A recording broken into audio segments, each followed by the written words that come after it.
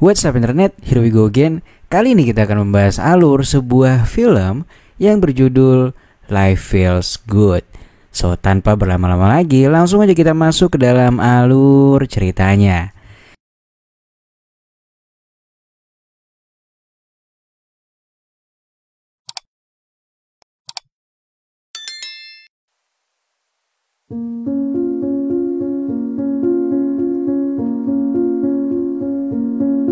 Film dimulai dengan pertemuan para petinggi tim medis.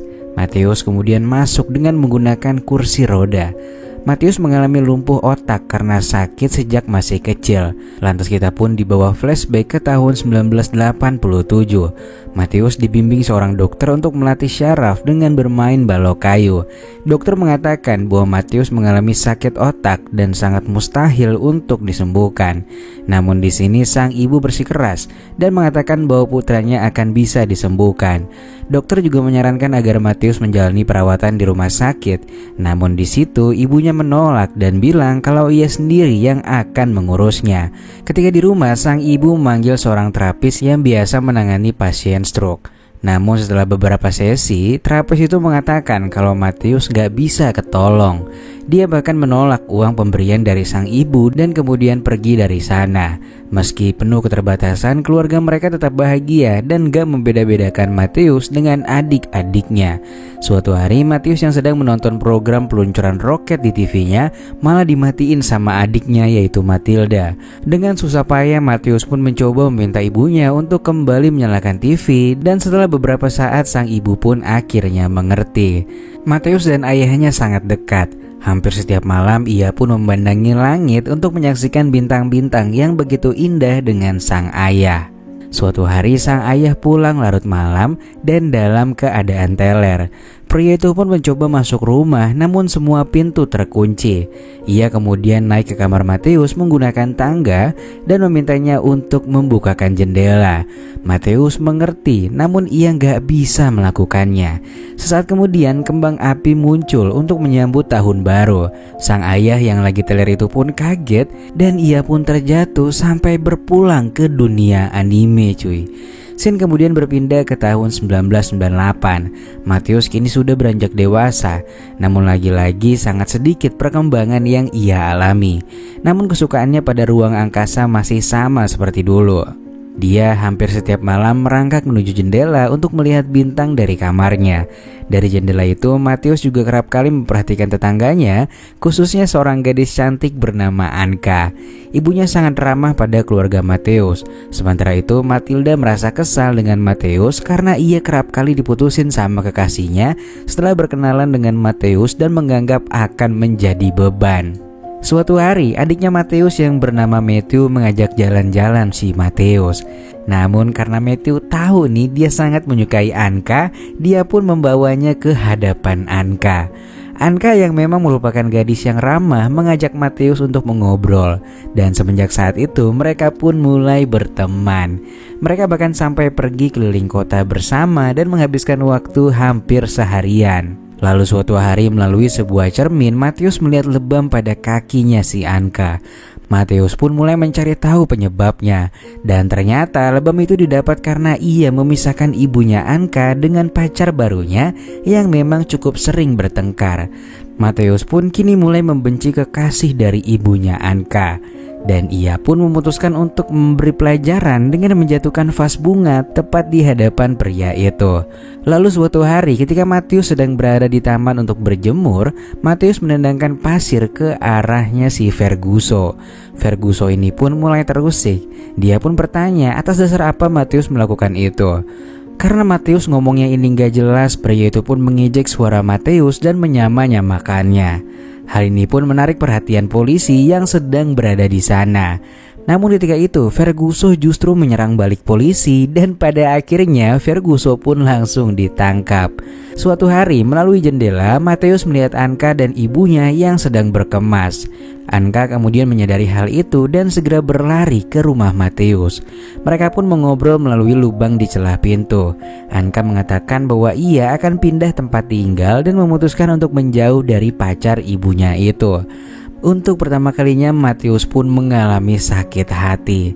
Matius benar-benar sedih, namun dia nggak bisa berkata apa-apa.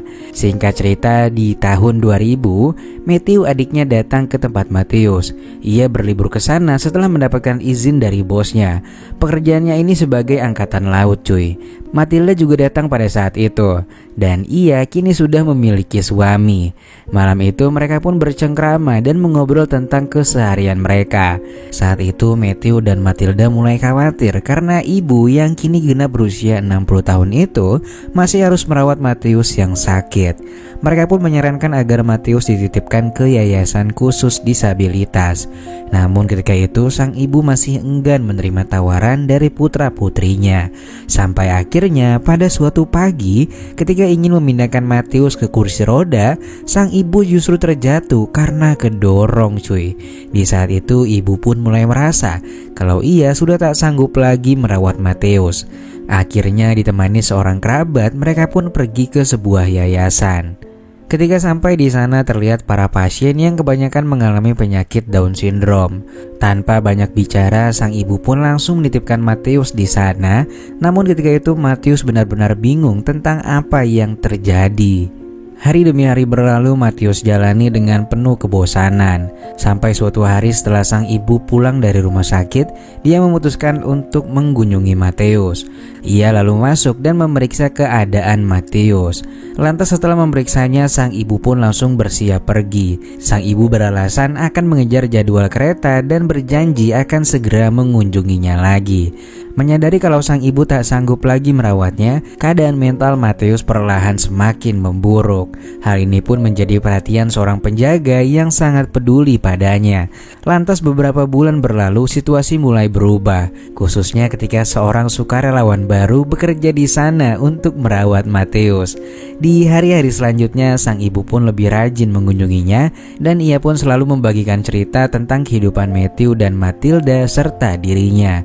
Namun terlepas dari semua itu, Matius sangat membenci ibunya yang tega meninggalkannya di sini. Suatu hari karena terlalu penasaran dengan sesuatu yang ada di luar jendela, Matius terjatuh dari kursi roda. Matius pun akhirnya dipasangkan helm di kepalanya. Ketika itu Matius sudah benar-benar bosan dan merasa putus asa. Ia pun mencoba untuk bunuh diri dengan menuruni tangga. Namun untungnya pria itu masih selamat dan segera dilarikan ke rumah sakit.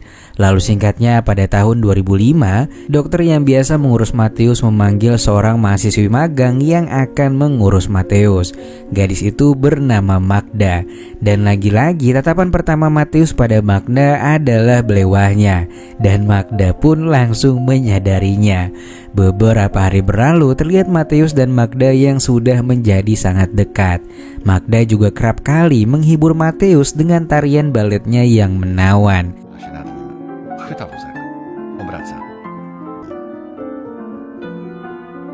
Suatu hari, tepat di hari ulang tahun Matius, sang ibu datang dan membawakan kue untuknya. Namun ketika itu respon Matius justru biasa-biasa aja.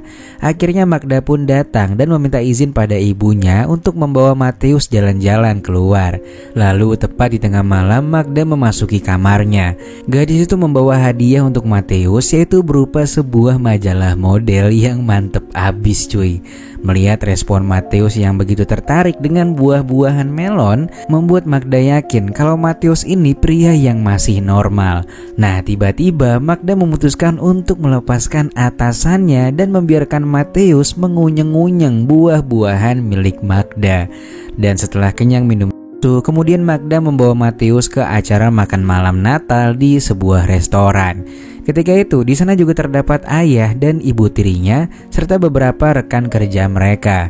Kehadiran Magda yang membawa Matius dianggap sedikit mengganggu suasana orang tuanya Magda.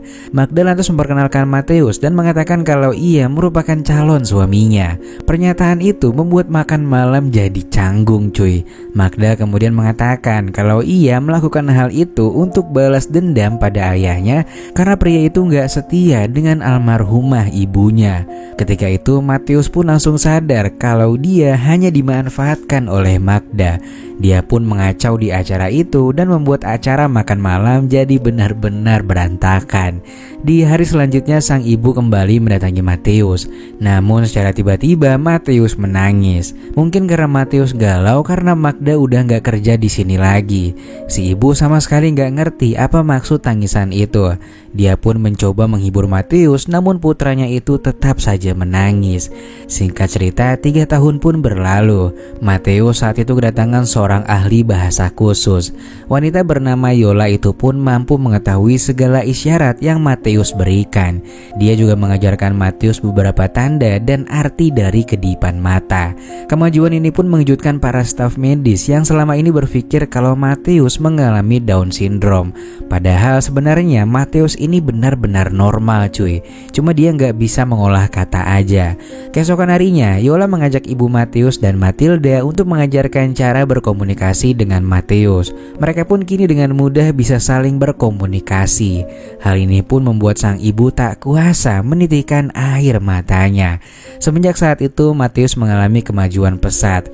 Ia kini mendapatkan ruangan baru yang dilengkapi dengan peralatan yang bisa mendukungnya. Dia juga diberikan kursi roda otomatis, dan setelah diajarkan, Matius langsung bisa menggerakkannya sendiri. Lalu singkatnya, 2 tahun setelah itu, Matius kedatangan seorang jurnalis bernama Eva yang rencananya akan menulis artikel tentang Matius. Ternyata Matius sudah mengarang sebuah buku dan Eva berencana akan menulis artikel tentang Matius.